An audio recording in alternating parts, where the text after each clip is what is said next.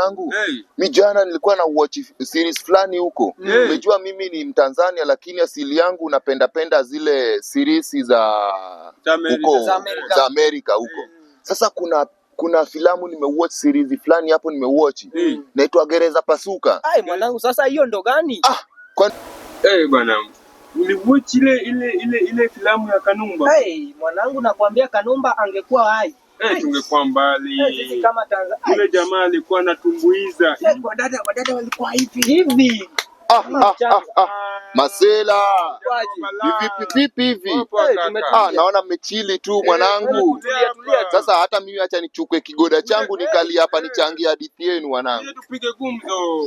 Kuja mwanangu. Alafu wanangu, nimesikia mkitaja Kanumba, kwani shida nini? Unasema hiyo hadithi ya filamu.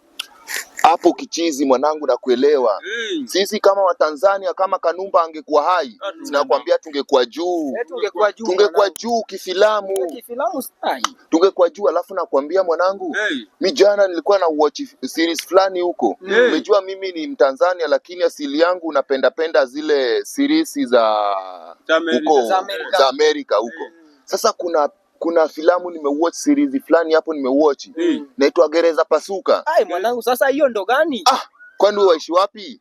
Gereza Pasuka ni Prison Break. Kwani hujaiwatch? Mwanangu nakuelewa sasa. Hiyo sasa. Huyo jamaa amejichora. Alikuwa anaitwa nani? Scofield. Michael Scofield. Huyo jamaa ana akili kinoma. Yule mchizi bana. Huyo mchizi ni mnoma sana mwanangu. Anatambla kwani nini? Mwanangu hii hapa nimechanganya vinywaji viwili tu. Gani hiyo? Hii ni ugatuzi na nimetumia Yohana Mtembezi kama mkimbizi hapa. Mwanangu mbona wanichanganya? Sikuelewi. Nasema hii ni county nimechanganya na Johnny Walker kama chesa hivi. Mwanangu sasa nakuelewa. Alafu sasa mimi kuna ingine niliona jana, filamu nyingine niliona jana. Bana, Michezo ya Ufalme. Umeshaicheki? Hiyo ni kinoma, niliona mtu amekatwa kichwa nikazima macho. Mwanangu sasa hiyo tena ndo gani? Nasema Game of Thrones. Kwani wewe ni wa wapi mtu wangu? Mbona wajifanya bubumbu? Sasa wanangu, mnajua shida nini? Shida nini basi? Shida sio mimi. Shida ni nani? Nimelelewa huko Amerikani. Basi unafaa kutembea na sisi tukufunze mjini basi.